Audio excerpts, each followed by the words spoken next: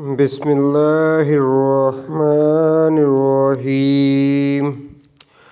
جو لوگ اپنی جانوں پر ظلم کرنے والے ہیں، جب فرشتے ان کی روح قبض کرتے ہیں تو پوچھتے ہیں تم کس حال میں تھے؟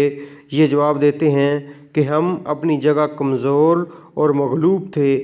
فرشتے کہتے ہیں کیا اللہ تعالیٰ کی زمین کشادہ نہ تھی کہ تم ہجرت کر سکتے؟ یہی لوگ ہیں جن کا ٹھکانہ دوزخ ہے اور وہ پہنچنے کی بری جگہ ہے۔ مگر جو مرد، عورتیں اور بچے بے بس ہیں، جنہیں نہ تو کسی چارہ کار کی طاقت اور نہ کسی راستے کا علم ہے، بہت ممکن ہے کہ اللہ تعالیٰ ان سے درگزر کرے۔ اللہ تعالیٰ درگزر کرنے والا اور معاف کرنے والا ہے۔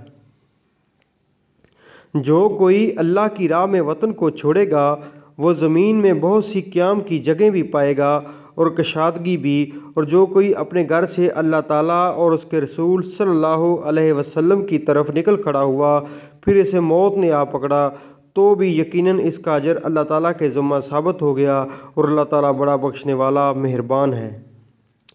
جب تم سفر پر جا رہے ہو تو تم پر نمازوں کی قصر کرنے میں کوئی گناہ نہیں، اگر تمہیں ڈر ہو کہ کافر تمہیں ستائیں گے۔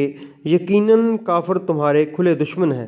جب تم ان میں ہو اور ان کے لیے نماز کھڑی کرو تو چاہیے کہ ان کی ایک جماعت تمہارے ساتھ اپنے ہتھیار لیے کھڑی ہو، پھر جب یہ سجدہ کر چکیں تو یہ ہٹ کر تمہارے پیچھے آ جائیں، اور دوسری جماعت جس نے نماز نہیں پڑھی ہو وہ آ جائے اور تیرے ساتھ نماز ادا کرے، اور اپنا بچاؤ اور اپنے ہتھیار لیے رہے۔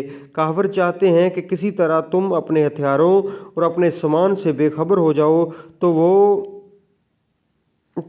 پر اچانک دعویٰ بول دیں، ہاں اپنے ہتھیار اتار رکھنے میں اس وقت تم پر کوئی گناہ نہیں جب کہ تمہیں تکلیف ہو یا بوجہ بارش کی یا سبب بیمار ہو جانے کے، اور اپنے بچاؤ کی چیزیں ساتھ لیے رہو۔ یقیناً اللہ تعالیٰ نے منکروں کے لیے ذلت کی مار تیار کر رکھی ہے۔ پھر جب تم نماز ادا کر چکو تو اٹھتے بیٹھتے اور لیٹتے اللہ تعالیٰ کا ذکر کرتے رہو، اور جب اطمینان پاؤ تو نماز قائم کرو۔ یقیناً نماز مومنوں پر مقررہ وقتوں پر فرض ہے، اور ان لوگوں کا پیچھا کرنے سے ہارے دل ہو کر بیٹھ نہ رہو۔